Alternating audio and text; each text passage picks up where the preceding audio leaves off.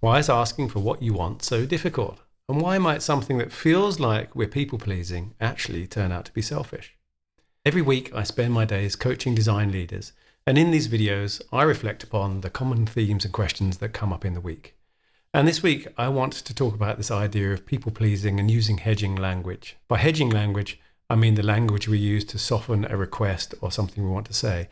So instead of saying, I would like X, you're saying, do you think it would be okay if I could just have X for a little bit of time? Maybe you've seen examples in your family or your social or work life as you've been growing up that are abrasive, and you have a bit of a reaction to that and think, I don't want to be like that. This can very quickly turn into a people-pleasing complex where all you're doing all the time is wanting to make sure that people like you. And that can mean you're inadvertently reinforcing the wrong behavior.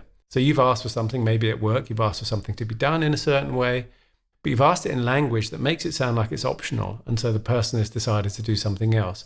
But the paradox is, if you don't actually ask for what you want and just hint at it, you're actually making the other person do a lot of the emotional lifting to decipher what you're asking for and try and read your mind. They're having to think, okay, he or she has said that thing, but what is it that they really want? Or I think they maybe want this. And then, of course, they might get it wrong, and then you're annoyed, and then it's their fault. So that's how that actually turns out to be selfish by accident. So what can you do? Well, I want to emphasize to start with that this doesn't mean being blunt or gruff or being rude.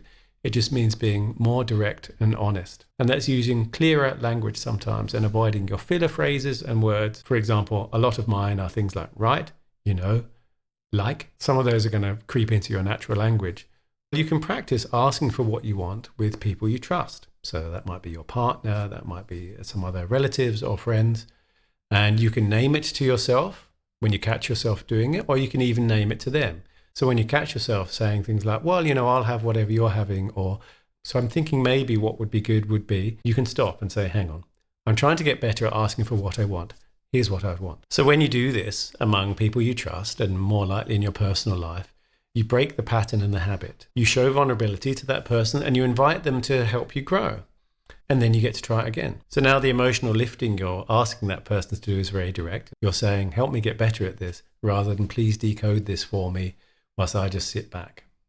So you can try it out in a low stakes environment to start with, asking for what you want to eat or drink, or saying something that you don't want or don't like. In a work context, eventually you could be asking for a raise or a promotion, or it could be giving direction at work, where you really need to be clear about the fact this isn't an optional thing, this is a thing that has to be done. Treat it as a form of curious inquiry and just play with it. It's just like any other creative process.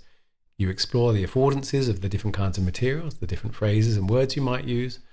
You reflect on how that feels, and then you practice and you iterate it and play with it. And I think you will find as you start to practice it more, you start to gain confidence in it, and you start to feel more confident in yourself and present more confidently. I hope that's useful for you. If you'd like to check out my coaching practice, it is at pauline.com/coaching, and I'll put the link below. If you've got any of your own tips, particularly about asking for what you want, please post them below. I'd love to hear them. Thanks very much, and I'll see you again soon.